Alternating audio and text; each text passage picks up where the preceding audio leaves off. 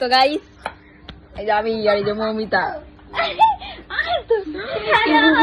মমিতাকে দেখতে পাচ্ছ, আর দেখতে পাবে না।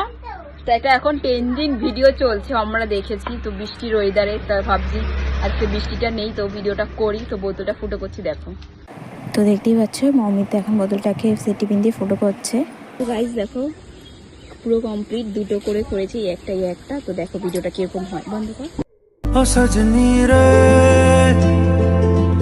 कैसे कटे दिन रात, कैसे हो तुझसे बात, तेरी याद सतावे रे।